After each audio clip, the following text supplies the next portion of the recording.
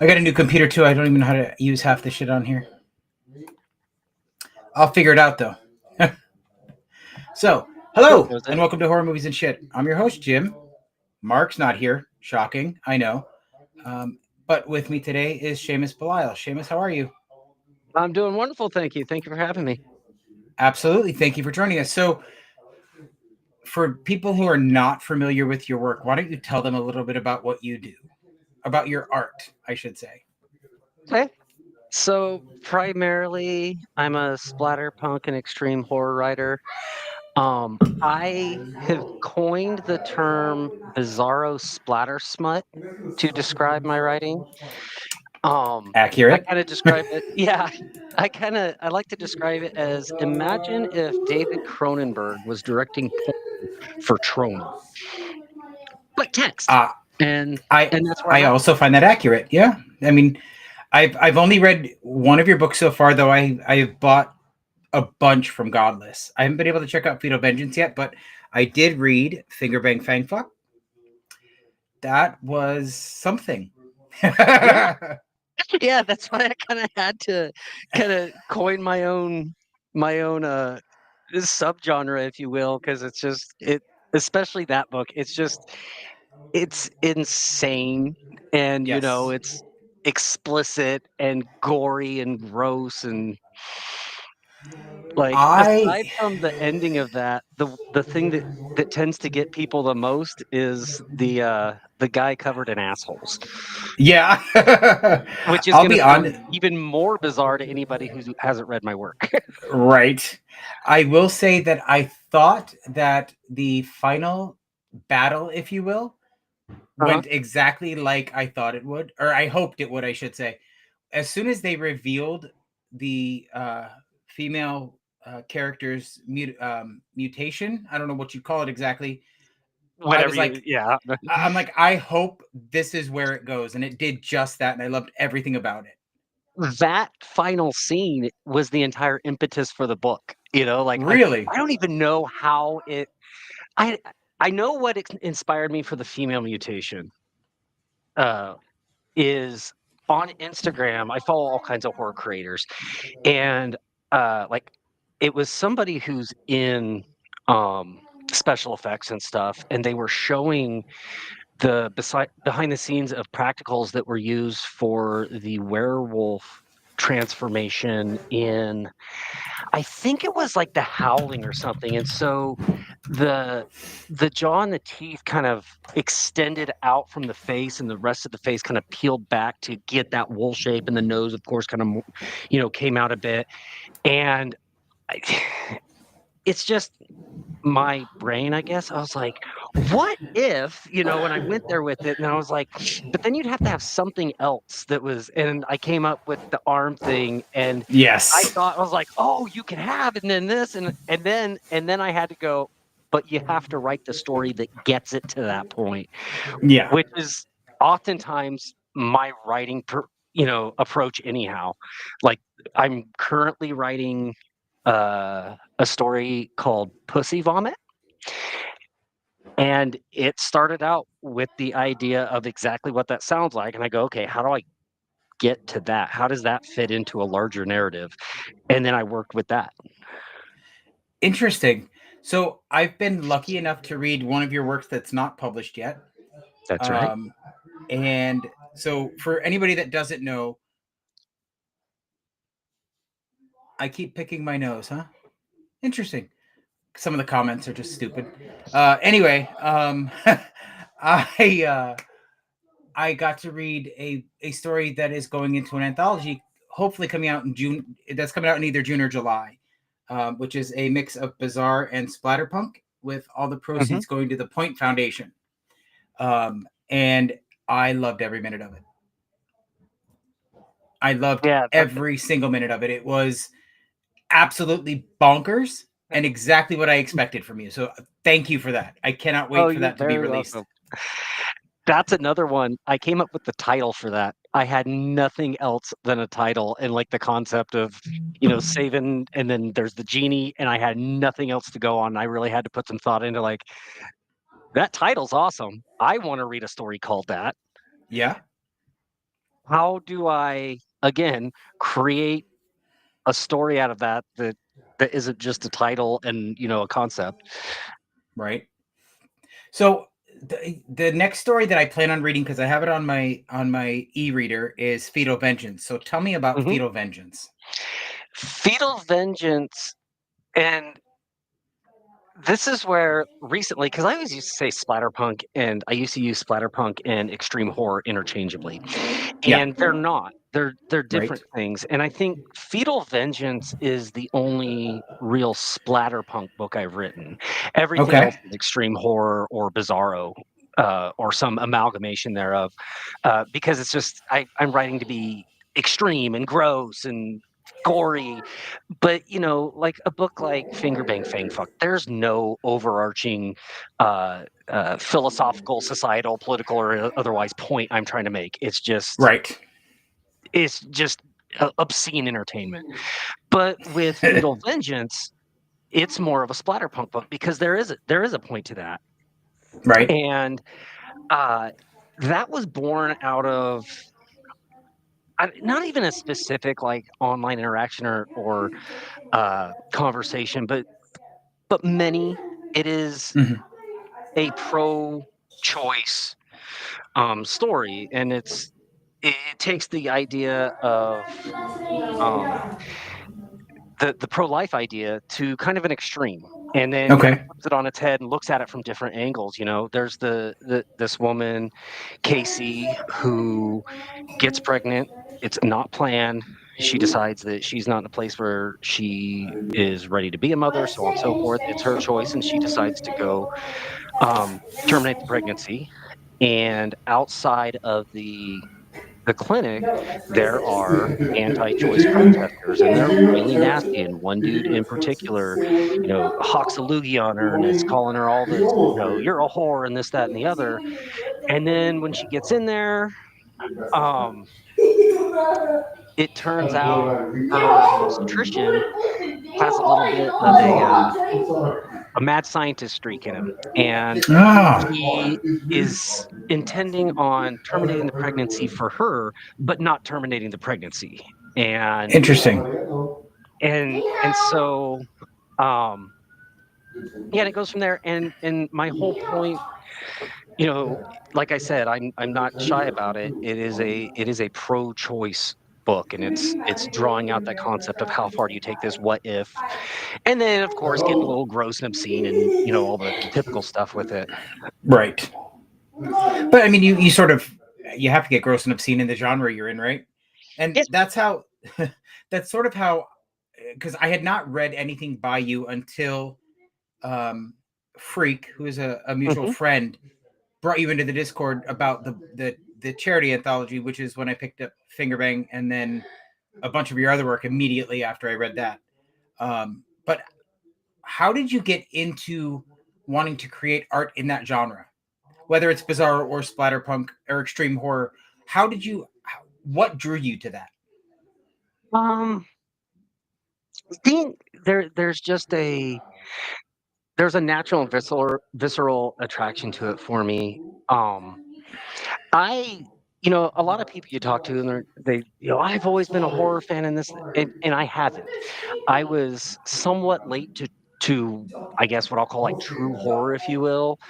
Um, at least movies wise. As far as reading goes, I was when Goosebumps debuted when I was in elementary school, I ate that up. The entire first series I got as soon as they all came out, and I read them, and so on from there. By the time I was in, let's see, it was like 5th grade, 6th grade, I read Dracula the first time, I read Frankenstein, and then I remember 8th grade was the year I read It.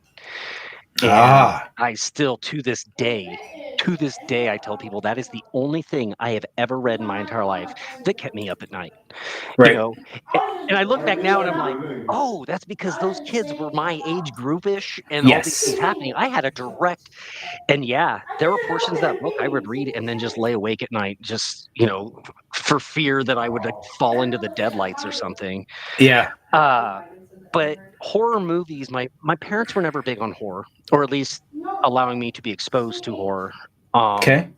And so, although I'm kind of in the right age group, when Friday the 13th and Nightmare on Elm Street and all those things first came out, I didn't see them, and it was just like this uh, enigma to me. So the first real horror movie I ever saw was Night of the Demons, and Oh, interesting when choice. yeah, it was at a buddy's house. Do you need help? Okay, let me just do it. Sorry, It's I'm a parent first. okay. Hey, that's Um, okay. it was Linnea Quigley's lipstick trick Uh where she huh. does and then pushes it in. That fucked me up, and it Same. stuck with me.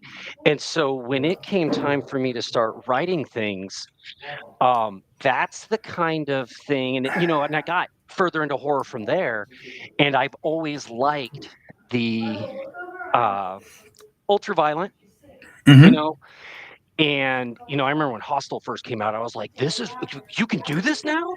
Yeah.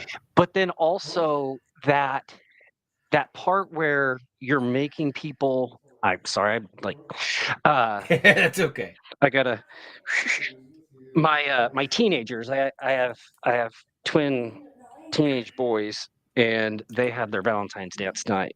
It's Ah, semi-formal, and so he needs help with his tie. So I'm doing that while I do this. Uh, funny but story. I actually learned how to tie a tie to 7-Eleven because I was going to a school dance. oh, really? Nice. What some random guy showed me in a 7-Eleven.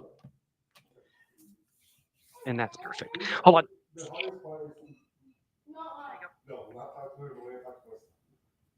All right. All right. Yeah. So when I started writing and I had ideas, and there you go. You got it right there. Look, pull on the smaller one on the back, and it goes up. You straighten it out, and you see this little tag back here. You tuck that right back in there. I'll let you do it, and you're good to go, homie. You look good. Um, when I started writing, I didn't have the necessary intention Hmm. to write things of that style, but that's where the thinker went, and Right. I kind of had a knack for it. Um, I had written.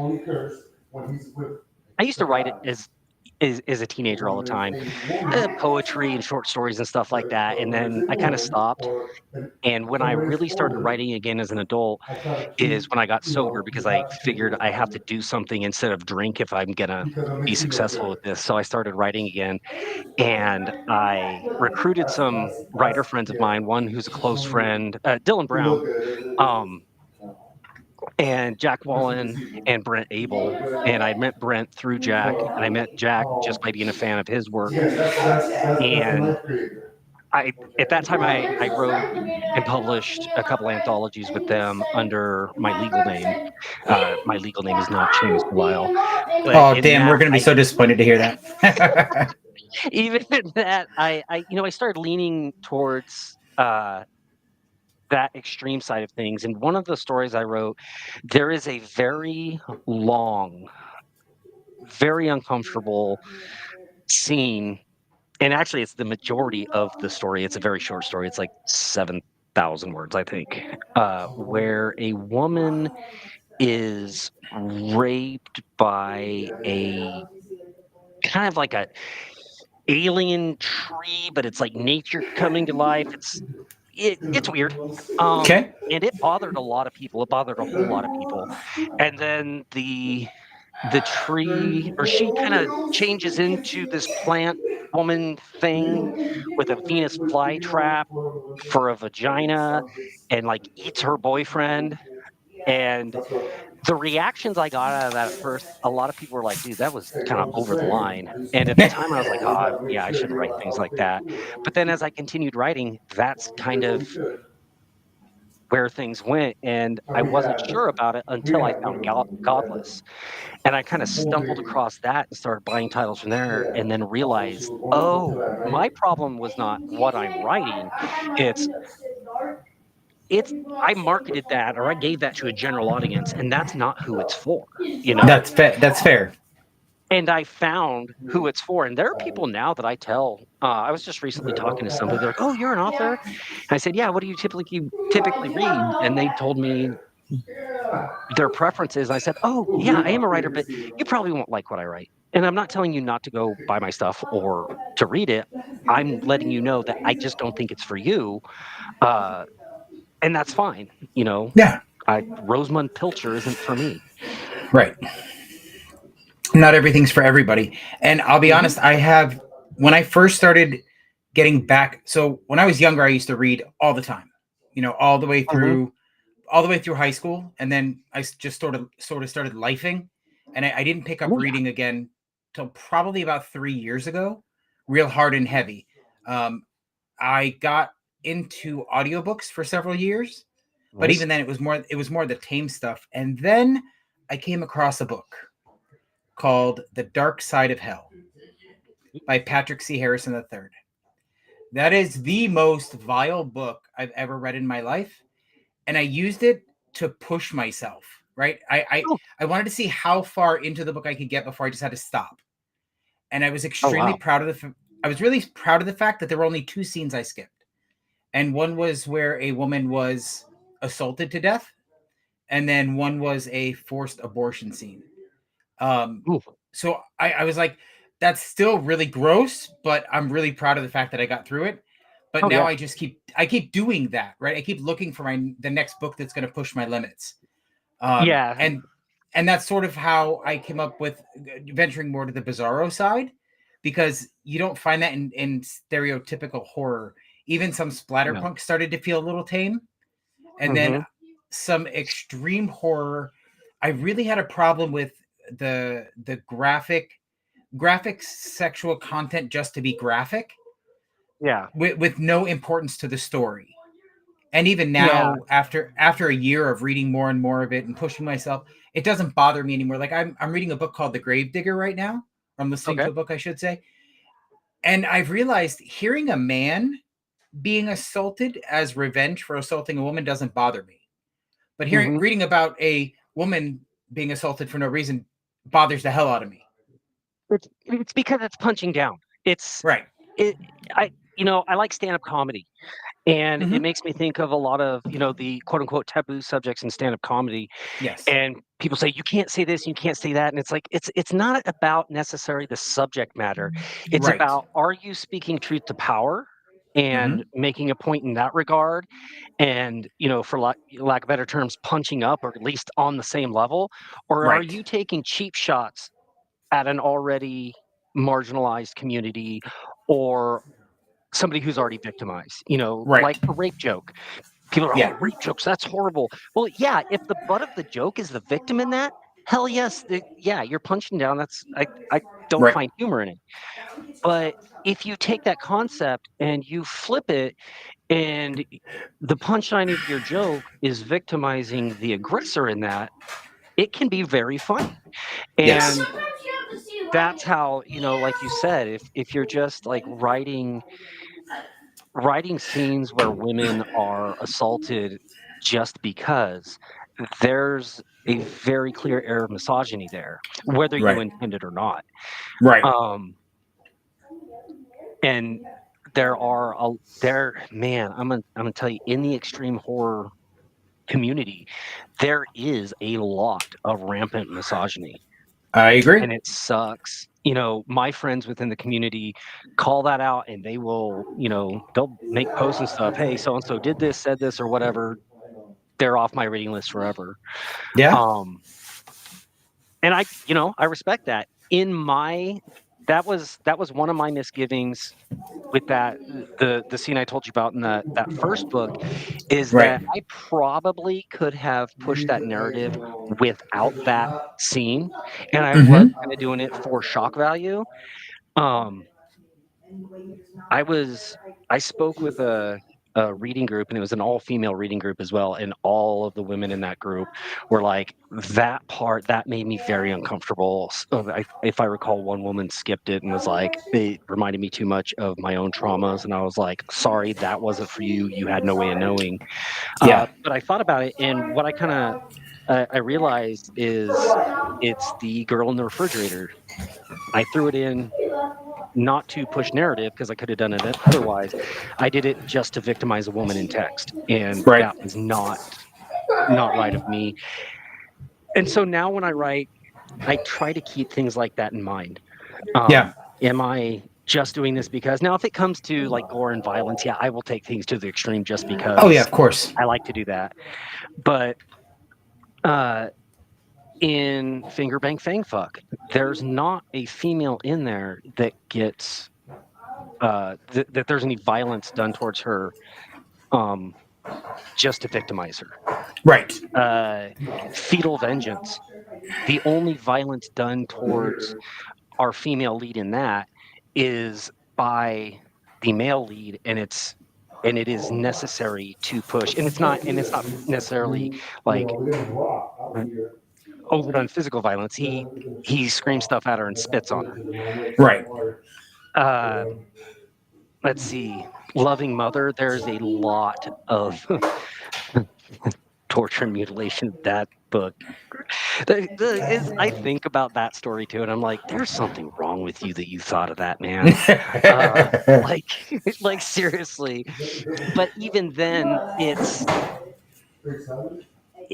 that one is more splatterpunky in that like the the person committing the violence, it's her son, and it's more he doesn't realize that he's not doing it to be harmful or violent. He thinks he's doing something right, and as a reader, you're like, "What the fuck is wrong with this kid?" So even then, it's not just because, and Right. I really try to stray from that. Um, with your anthology, you had said, "Hey, this is for a uh, a nonprofit for LGBTQ youth, so it'd be cool if you can represent some of those characters." And that's one of those things that I'm very careful about, and I normally don't do just because I'm not a member of that community. I have no real life experience or connection, a real way. So I would feel that if I were to write those characters, it would come off But as stereotyping. It would come off but as uh, I want to stop you there because I read your story and you do have that in your story with the genie. You oh have yeah, you actually do represent some that's of right. that. So and you did it great. I loved it because that's the first thing I saw. Right, that's the first thing I noticed. I'm like, oh, Yeah, he did get some elements in here. That's pretty amazing. I thought yeah, because and see, in it's doing done in that, it's done in a moment of power. Right, it's not the exactly. it's not like you said. It's not punching down. And Yeah, that's I loved that about that story. I thought it was great. I'm like, oh, because I was reading it and I was reading it and I was like, this is a good story. This is fun. And I'm like, I just wish there was some sort of representation. And then I read that final scene and I'm like, oh, now I get it. yeah, and that's I had to think about that, and because I wanted it in there, but I wanted to make sure that I did it in a way that it was not ostracizing, demeaning, Right. stereotyping, things like that. I wrote another book called, or not book, it was a short story called Yearning for the Yeti, and it was for a very short-lived erotic horror magazine. Okay. Um, Actually, I retain full rights to that story, so I can send it to you. This is a bit of a spoiler alert to it, but the Yeti ends up being gay. Huh. And with that, a lot of times, like that's the twist, but I didn't want the twist to be that made up homophobic, transphobic fear of somebody's trying to trick me. Right. What I wanted to do, and what anytime that I'm going to write a character that is a member of any marginalized community, I don't want to focus on that as an identity thing necessarily, or use it as, you know, the haha gotcha necessarily, Right. to And give negative connotations. It's just, hey, Yeti's gay. Didn't know that about him. Okay, what's the rest of the story?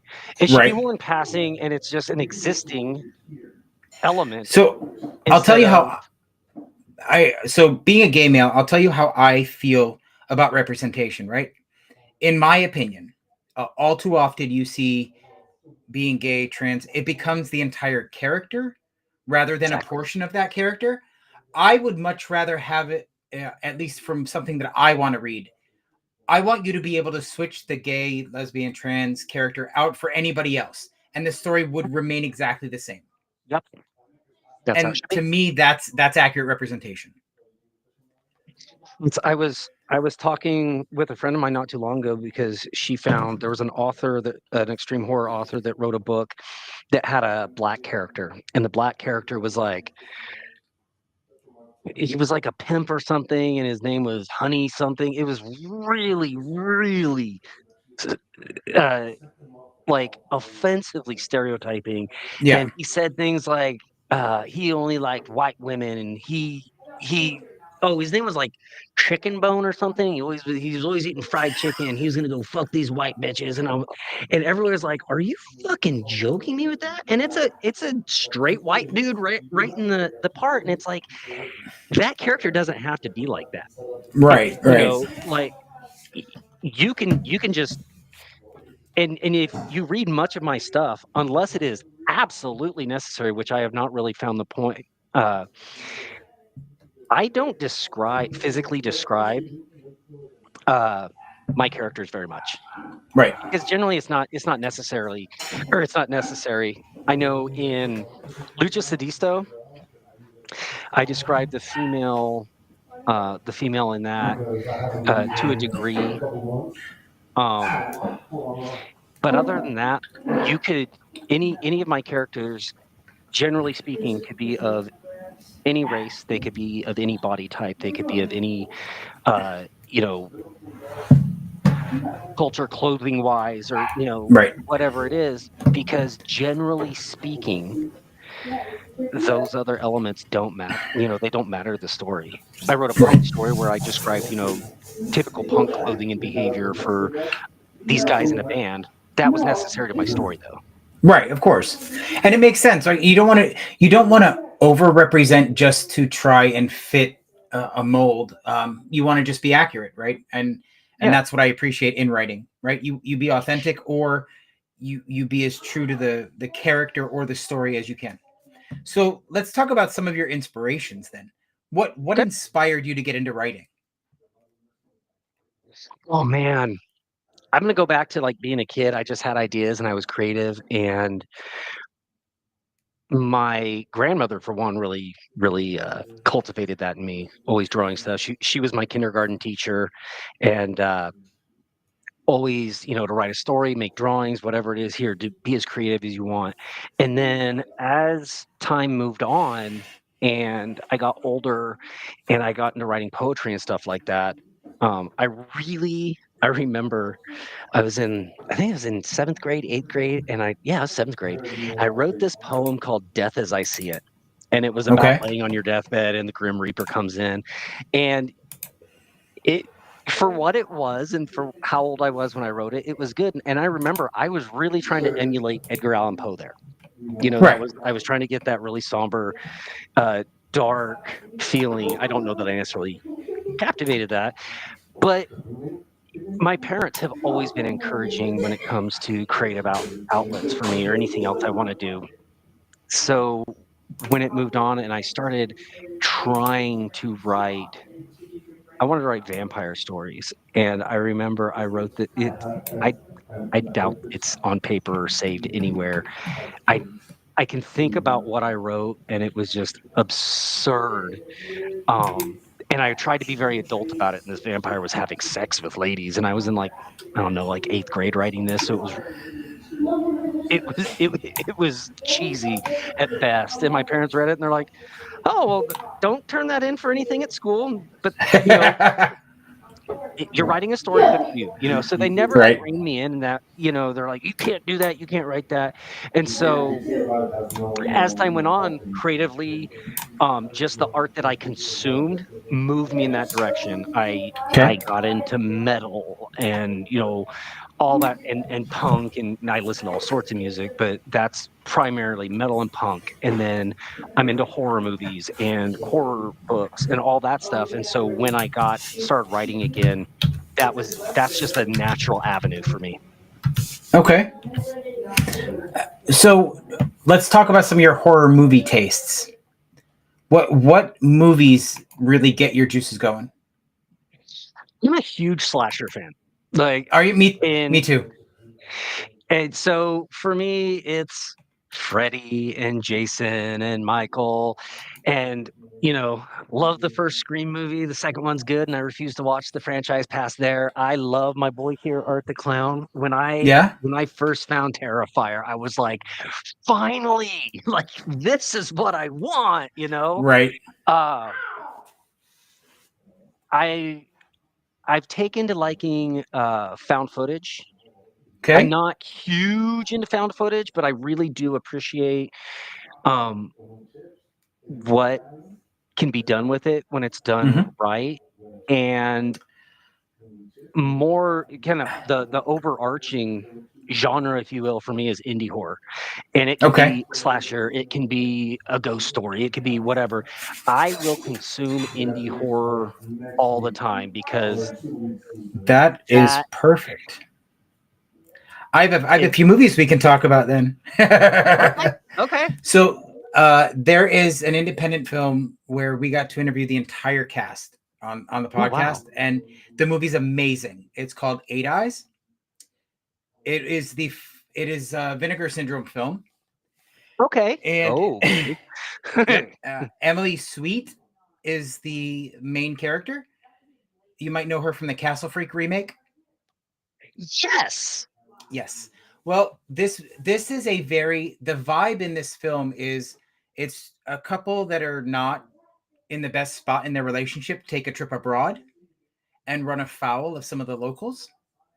Um, it has some very Texas Chainsaw Massacre vibes towards the end, Oh, but it goes in a really odd direction. So I think you'd really dig it. It's yeah. the and the Brad and I cannot his character's name is Bruno, and I cannot say his name. He's from Macedonia to save my life. But the actor that plays Bruno is they're all amazing, right? The chemistry on screen, they just really gel. So I strongly recommend you pick up that film. Awesome. I will check that out. What about Frogman? Have you seen Frogman? I have not. That's on my watch list, though. That's something I definitely want to see. Yeah, that is a lot of fun. I generally do not like found footage films because most of the characters are unlikable. Mhm. Not the case in Frogman. You genuinely like those people. That's So awesome. it's a very different story. I liked it a lot, and the direct we got a chance to speak with the director Anthony Cousins. Great guy. He's got another. Have you ever read Carlton Mellick III? Har- Carlton Miller III was my intro to Bizarro. It was razor wire pubic hair, and I saw the title. I was like, I don't know what the hell that is. I have to read that book though, Perfect. and that's how I got into Bizarro. So I have a short film for you to check out on YouTube. Then it's called "Every Time We Meet for Ice Cream, Your Whole Fucking Face Explodes." It's written by Carlton Mellick III and the filmmaker is Anthony Cousins. It is Okay. bizarre and cute, and the color palette is amazing. And it's absolutely great. It's about this girl. Whenever she gets excited, her face explodes. Sorry, I'm taking notes on things That's I need to okay. check out. That's okay. I do not mind. We've been very lucky to talk to some really great indie filmmakers. We got a chance. So since you like things a little more on the extreme side, have you seen the Real films? Real films. REEL. I don't believe so. So the director is Slasher Victim 666. You can follow him on Instagram. And but if you look him up on IMDb, they're attributed to a man named Chris Goodwin, but he will not take credit for them. It's all Slasher Victim 666. And essentially it's their found footage. It's about people that are in questionable places in their life and the things that happen to them is Okay. about as much as I'm going to tell you. The first one's available on realstore.net. You can watch it for free. The Okay. second one is available on the same site. You do have to rent that one though. But Okay. I will tell you right now, the first one is a bit insane. The last 15 minutes are off the wall, like brutal, bloody, and just absolutely Nice. perfect. The second film goes even further. and it's almost a chef's kiss. Third one's still in development though, so we'll see how that Okay. goes. I just watched recently. It's a trinity of movies. It's from Gatorblade Films, and they don't call it a trilogy. It's a trinity. Uh, it is Death Escort Service instead of Escort Service. Death Escort Service, Hmm. and they're fairly low budget indie films. But what struck me about them is I think the director of the first two I know is Sean Donahue, and he really has that approach that you can only get in indie circles of Uh-huh. I don't give a shit what a production company wants or a big studio. I'm going to do what I want to do and make the art I want Yeah. to make. And when it comes, I referenced Art the Clown earlier.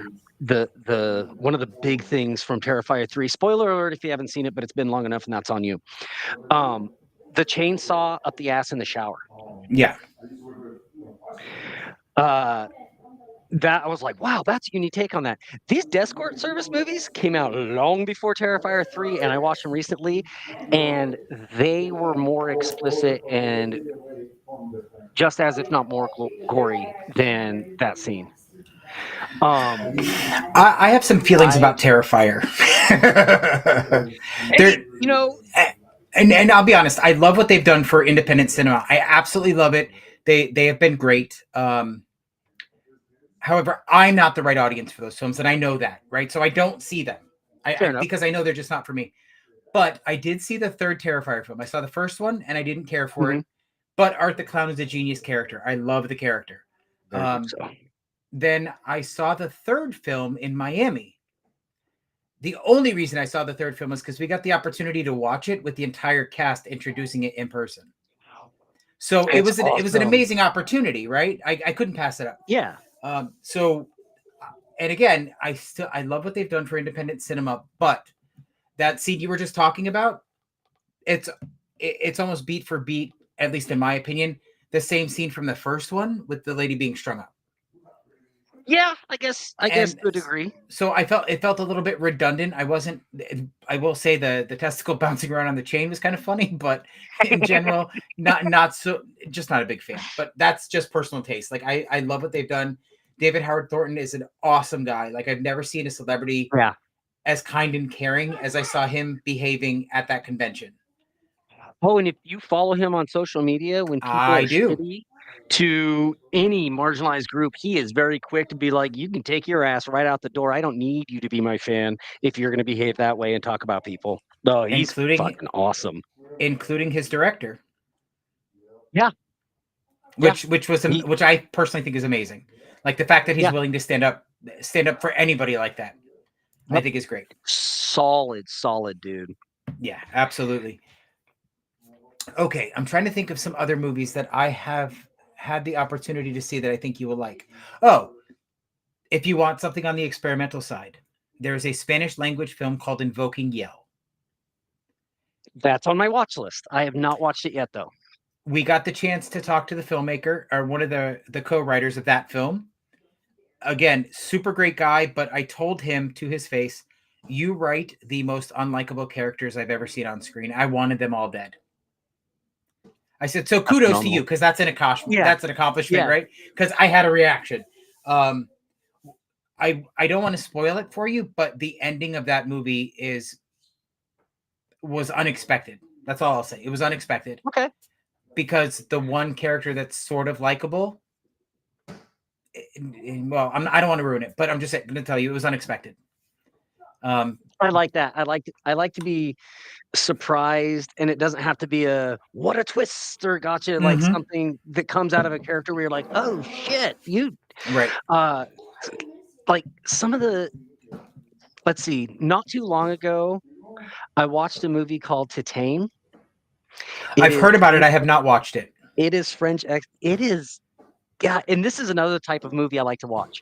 One that's just kind of weird and just if I watch an entire movie and I'm just kind of confused and uncomfortable the entire time, Mm-hmm. it's doing something right because Yep.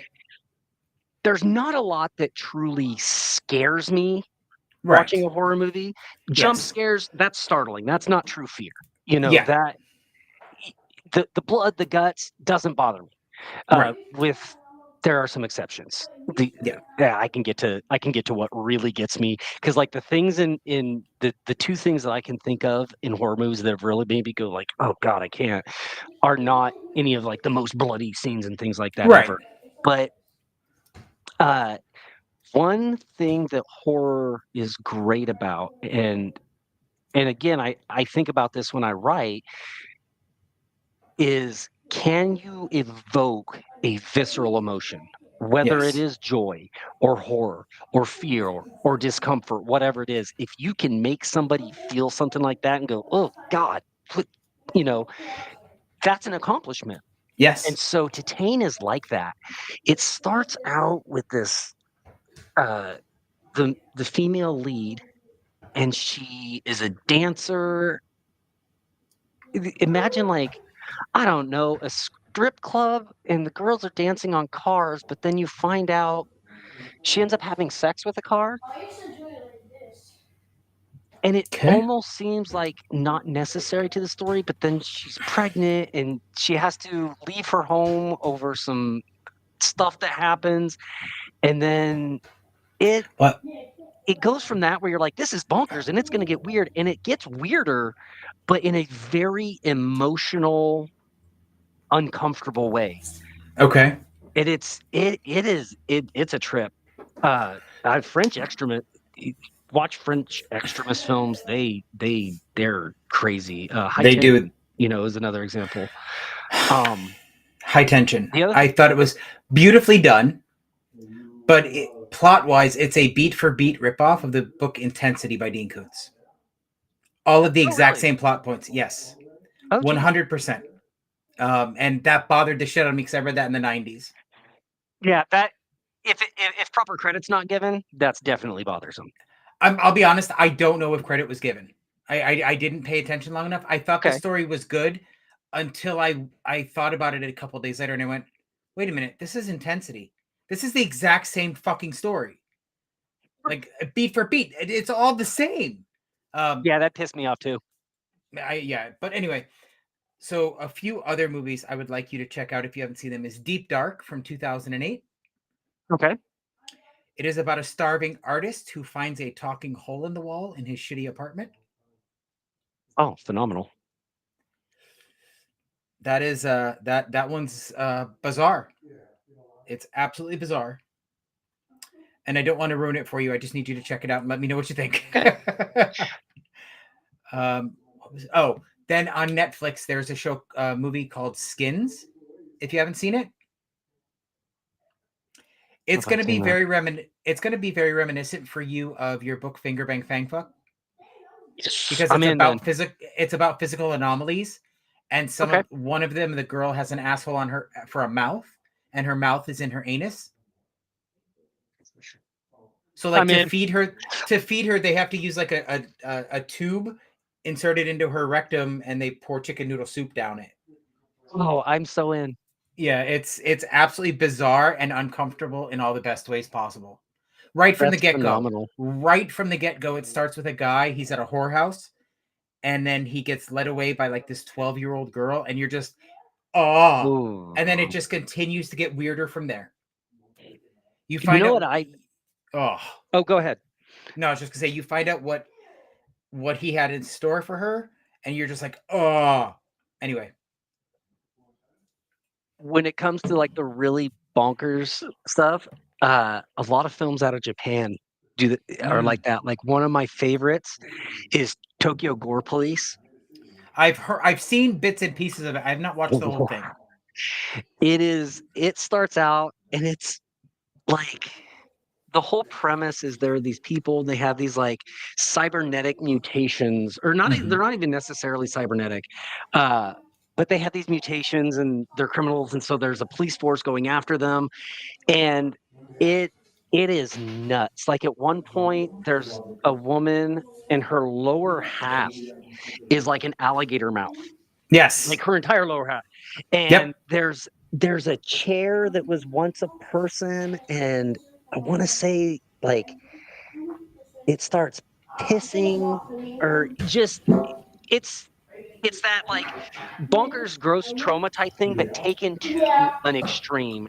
Yes. Paintball Machine is like that, and then an older one that's not necessarily as gross, but I call it my lullaby movie because I watch it to go to sleep anymore.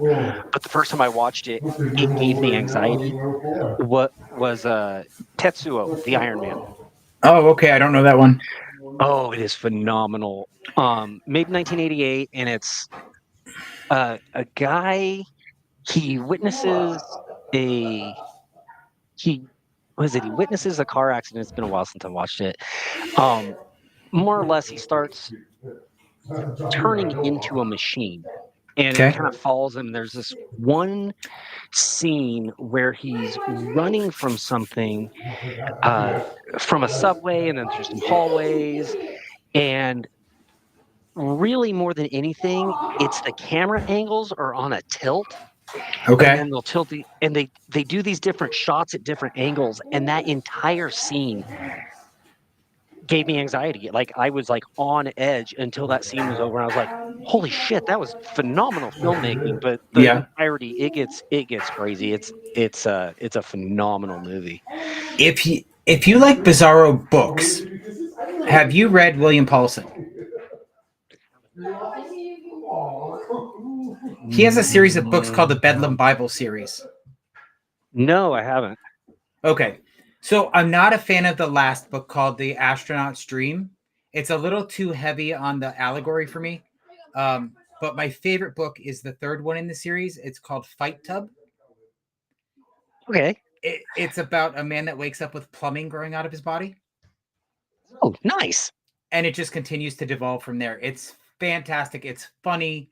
It's irreverent. He has to fight his giant blob of a boss. It's great. It's absolutely amazing. And that's the one I started with, and then I worked my way backwards and then finished the series. And Okay. all of them take place in this one apartment building. All of these stories take place in one apartment building, but none of them are connected, except that they're the people all live in the same building. Oh, kinda like, almost reminds me of the Four Rooms movie. Yeah, kind of. Yep. But it's the first three books are amazing, absolutely amazing. They're all bizarre and Oh, dope. weird. The Astronaut's Dream is just a little too. I don't know. I don't know how to put it. It's a little too spacey. That's going to sound redundant, but it's a little too out there for me because Okay, it's not about being bizarro. It's more like dreamlike instead of being rooted okay, in reality and getting okay. bizarre. I, I'm just getting back into a good reading regimen the entire last year. Like, I had set a goal at the beginning of 2024 to read 20 books. I Okay. read 5, Okay. and the reason is that the 6th book that I started is titled Lord of the Rings: The Complete Trilogy by J.R.R. Tolkien, and I was determined to finish that. And it took me until early January to get through the entire trilogy of that. I mean Um, that's still admirable because that's a huge undertaking. Mm, Man, and it was well, I was kind of inspired because I see so many people talking about it and I see memes and I just don't get them, or now I do. But I was like, man, I really should read this. And somebody Right. said, well, go watch the movies. And it's one of those things like I want to read the book before I watch the movie. I'm one of Yeah. those, like, ooh, I'm better than you because I read the book. Right. Um, I have a friend that years and years ago, probably, oh God, it's been so long. It's been like 20 years ago. He decided that he was gonna read Moby Dick, Okay. and so he did, and he Okay. was like, "I hated every last word of that. It was stupid and, Yep. slow and boring." And so I thought about I was like, "Man, if Ryan can read Moby Dick, I can read Lord of the Rings." And I was starting to feel like Ryan about halfway into Fellowship. I was like, "This is the most boring crap I have ever read. This is why they say it's 3 movies about walking." And then I got to the end of that and I was like, "Okay, with the Balrog," and yeah, I'm like, "Okay, I'll start the next book." I have a very hard time DNFing books. It takes a lot for me and I can't think of a book where I was just like, I'm not going to finish this. If Right. nothing else, I'll just speed read and skim through it, but I still want to get through. Then I got into Two Towers, and I was like, this is what I've been missing. And the rest of it was phenomenal. Fellowship is rough, but Mm-hmm. it took me months and months and months. I read Fellowship and Two Towers over the course of, I think it was just towards it was like end of November, and I finished by early January, because that Okay. was boom. I got that, but man, Fellowship took me forever. Now that I'm done, though, I'm back on an old reading regimen that I used to use. At any given time, I will be reading 2 books actively, and Okay. one is for entertainment, and the other is for education and/or personal development. So, Okay. like right now, I'm reading Against the Stream. Uh, it's a it's a Buddhist book by Noah Levine, and then I'm reading Kill All Gods, the anthology that was put out by Godless. Oh, yes, yes, yes. I bought that. I haven't read it yet. Yeah, I'm about halfway through it, and all the stories are great. That's awesome. That's amazing. I'm super excited to read that because I read some of the authors and I found some great authors on Godless. Like that's where I found Yeah, Adrian E. Messer. You Adrian's I awesome. found most of your yeah I and he's such a nice guy. I've had a chance to talk to him Hmm. on Facebook and so nice. Like Yeah, phenomenal I dude. absolutely I wish that he lived in the States so I could support him more rather than just buying digital copies on Godless. But I mean, I do what I can, right? Oh yeah. But so, who are some of the authors that you read? Um, just about anybody that puts anything out on Godless, I'm going to read. Okay, then Generally I speaking. have. Go ahead. No, I was going to say, generally speaking, anybody that releases, money is finite, but I buy as many as I can and read through Of them. course. Um, I like Danny Brown, the Queen of Filth. Peter Caffrey has floored me with a lot of his stuff. He did Yeah. what was his series? It's all it's all like grindhouse exploitation films written out as a story. Huh. Uh, Man, I'm having a hard time thinking of it. Peter, did you see this? Sorry. That's They were okay. great. He wrote a book called uh, Dog Food that it it is it is bonkers, in a very, like, muted, undertoned way. Like, the entire time you're reading it, you start to feel what the protagonist is feeling because nothing seems real to him. Okay. This chain of events he's going through, he's like, his reality keeps shifting in a way, and as the reader, you read it and you're like, "Wait, didn't just," and you flip back and you're like, "Oh, yeah, but now it's," and you feel that confusion and unease that the main character feels. Um, other than Lord of the Rings, the last several years, I've been reading, like, strictly godless titles, So because that I've it's two that I have two indie thing. recommendations for you. I have two Mhm, recommendations for you. The first, if you want to read a bizarre book with amazing um, trans representation, Funny Little mhm, Town by Sirius. It is absolutely nuts. I mean, it's about a trans person that is running away from home and heading towards Florida. And that's oh, all I'm geez. going to say because I would have to get you too into the weeds if I tried to explain it anymore. It's bizarre, it's off the wall. There is a sex scene in it that I thought would bother me because like I'm not really into gratuitous sex, but as I read it I'm going, what the fuck is happening right now? And it was great. I loved every minute of it. It was just like I don't know where this is going. This is insane. So that's a good one. And if you want something extreme, um, I have an author named K.L. Allister is a Okay, friend of mine. He wrote a book, 2 books. One is called Last Call. It is about a group of people that are at a bar, and these two strangers walk in and unleash havoc.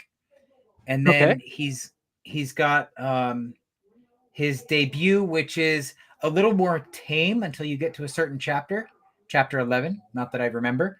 Um, it's called Carnivores, It's about a young man who gets brought into an inner circle of corporate elites and the depravity Okay. that he gets involved in. Okay. Both amazing. You said you like slashers, so I have another recommendation for that. If you like slashers or revenge Yeah. Yeah. in general, I have a buddy named Timothy King. Wrote his debut novel is Seven Rabbits. It is about this group of high school football players that have traumatized and terrorized all of the young people in all the young women in their town, and Okay. they go away for their yearly retreat, and shit goes down. Okay. There are no surprises in this book, but the way he gets to the ending is so fulfilling. You will love every minute of it. Nope. I'm trying to think of what else I have. Oh, do you like werewolves? Are you a fan of werewolves? To a degree, yeah. I just watched the Wolfman movie, and it was meh for me. Yeah, I'm afraid to watch it because I think it's going to be meh. But I have It's another book that I enjoyed called My Pet Werewolf by James Cain. Oh, you know what? It's not a book that I was thinking of. There's a local band in Austin called the Immortals, and they do Okay. like horror punk, uh, and they have a song called "My Pet Werewolf." Ah, so it. I will tell you this. It pretty much the main characters are 18 years old, but so everybody thinks it's YA, but it's not. Towards the last third of the book becomes borders on extreme horror almost. Um, but then we get to the prequel, and it flips that switch, and it's all balls to the wall extreme horror. Um, Okay. so it's sort of a primer, but probably one of the best werewolf books I've read to date. Oh, nice, And nice. if you like his writing style, there is a. I was fortunate enough to die in one of his books. His next book, Black Friday. He wrote both I myself love and my writing. co-host. He wrote both myself and my co-host Mark in it, and I will say I survived longer than Mark, so I felt vindicated.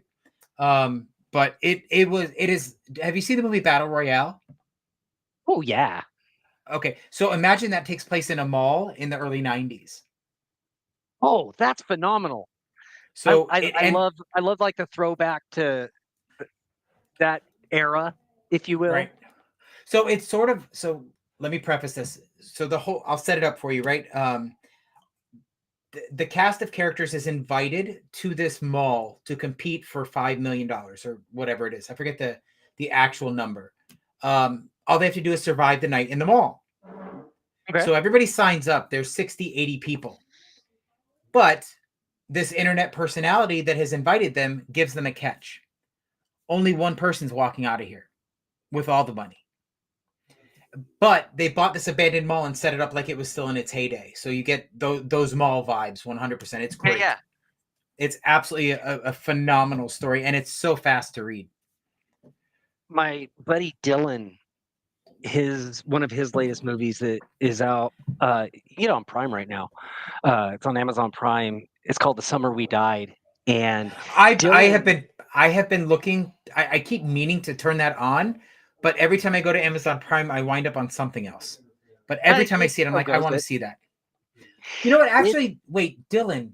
I think he messaged me on TikTok to ask me to watch the film. I do need to turn very that on likely because I keep meaning because to. everybody that has a horror podcast or channel that I know that he already doesn't know, I've said reach out to this person. Yeah, And that's going back to indie horror, whether it's in text or in film or whatever. yeah, That's really like I have this passion for indie horror, and so yeah. with Dylan, I've known Dylan for years. He's my little brother's best friend. Uh, I so we go way back. Right. And he started making movies. He wanted to make a movie with a $50 budget, just to see if he could do it. Okay. And so you imagine what you can do with $50 budget. It was all freeware and people donating time. Yeah. And he started writing films. My two IMDb credits are from his films. One as a writer because I had written a short script for him, and he ended up not making it into. He was going to do like 10-15 minute movie out of it. He ended up Right. taking the concept and plugging it into a full length he did, and then I have a cameo in the sequel to that. But he does a lot of found footage, and Okay. the thing about found footage in indie is it's one of the easiest ways to go about it because you can Yeah. shoot first person. A lot of found footage, you're not expecting. Uh, I want to be careful with the way I phrase this. I'm going to use the term high quality, but I don't. What I mean is high quality camera, film. Yeah. That Right. kind of polished look you expect with found footage. That it's supposed to be on a handy cam and things like Yeah. that. So it's easier to tell the story on that budget. Right. But The Summer We Died is his first foray into traditional storytelling, and there's still found footage elements in there.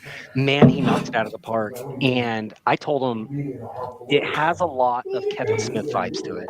And I love Kevin Smith, but it has a lot of uh, early Kevin Smith Clerks feel to it. Mhm. Right. Um, and it takes place in this northern Nevada town where, um, due to some murders, the local government has put in a curfew. Okay. Nobody can be out past 8 or 9 or whatever it is. And the three protagonists are these teenage girls that are like, no, this is our summer. This is our, it's their senior year summer or whatever. Like, we're not giving up our summer. Somebody else is out here doing this bullshit. And it Right. follows them to their parties, and practical effects are on point. And it's another one where you get to the end and you're like, oh shit.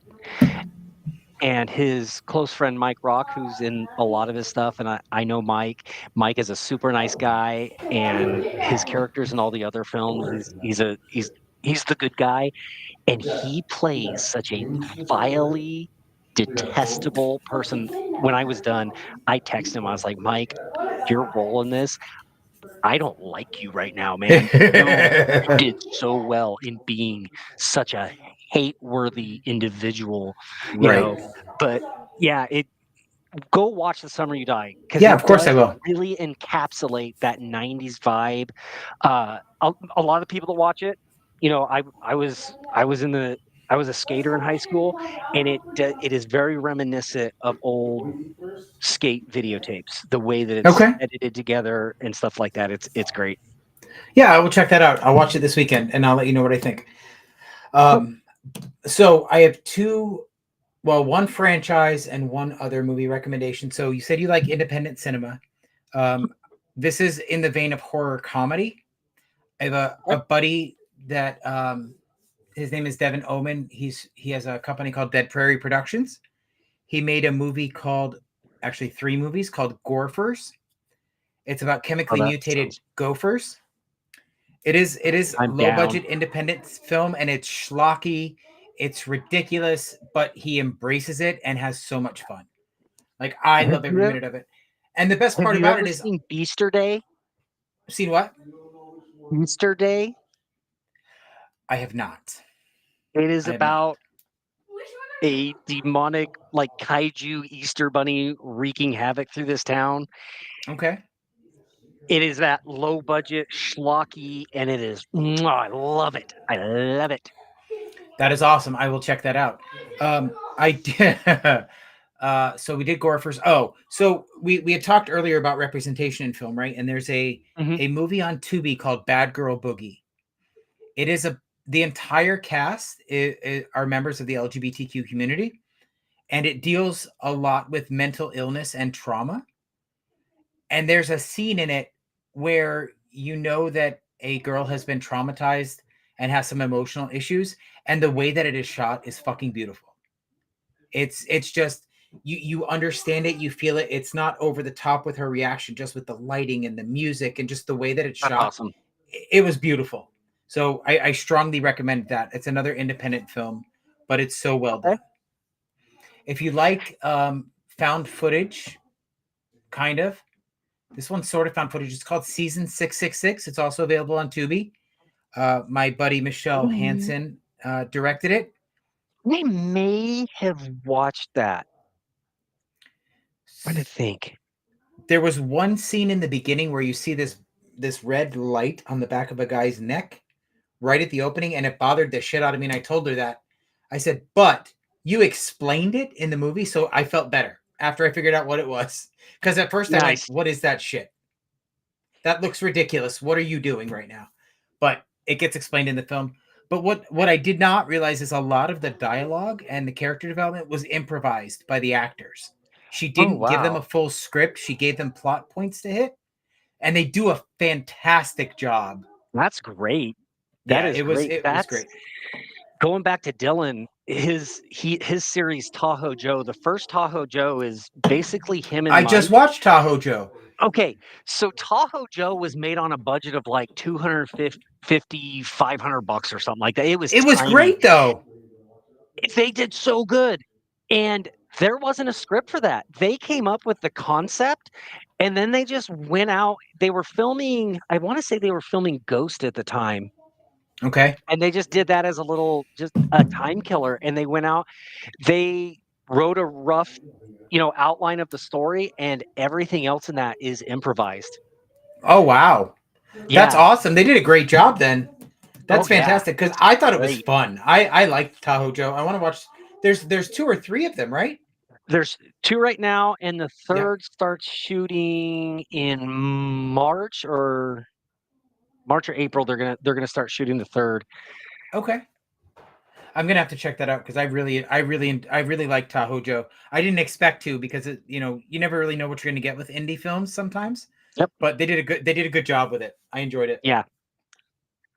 So I do want to say thank you, Seamus, for hanging out with me today. This has been a lot of Yeah. fun. I Yeah. really enjoyed the conversation. I want to invite you back when Mark's here so you can hear us bicker. And of Oh course, yeah. you're going to agree Oh with me, yeah. but that's beside the point. But anyway, I do want to invite you back. But why don't you give everybody that's listening or that might listen to this when we post it ideas on where they can follow you or find your work? Okay. Best place to follow me is on Instagram. It's at Seamus Belial, SeamusBelial. From there, you can find my books. There's a link in bio that has a link to all the stuff that I've published so far. Um, you can follow me on Facebook. I dip into Facebook every now and then. I usually just reshare stuff from Godless and then move on with life. So Instagram is really where it's at for me. Nice. And other than the link in bio, if you want to find any of my work to sample some Bizarro Splatterpunk, you can do that at godless.com. Just search my name or search Finger Bang Fang Fuck or Fetal Vengeance. They'll come up. Oh, they If will. you Yeah, if you want to read some reviews on those first, plug my name into Goodreads. There's reviews. You can get a handle on things. And then if we didn't really talk about it, but if you want to check out some of my merchandise that I made in the vein of indie horror, talking about Dylan Brown and Horror Nerd Productions, all his stuff's there, and some other stuff that I made. Goreclown.com is my online store that I have two I. of your shirts. Just That's saying. right. You got the Splatterpunk, And the and candy you got corn. the candy corn done by my good friend Evan Patton. He's a phenomenal artist. I want to work Yeah, with I him love more. that candy corn shirt. I love it. I do, and I get so many comments on that Splatterpunk shirt. It's ridiculous. All my friends love it, Oh, and when I wear it to the grocery store, everybody just stares at me, and I love every minute of it. I am so incredibly proud of that shirt. That's like Yeah, easily my top seller. I love that shirt so much. it's great. It's absolutely Mine's in the great. laundry. I was gonna wear it today, but it was dirty. Mine's hanging in my closet. I was too rushed because, to be perfectly honest, I forgot until my alarm went off at 6 o'clock, and I went, "Oh shit!" But that's okay. This has been a great time. So I've really enjoyed talking to you, and I want you to come back. I will send you some dates, or you let me know when you have some free time, and we will make Cool, it cool. happen. Awesome, man. Okay. Well, let me go ahead and end the live stream, and then we will chat. So thank you everybody for watching.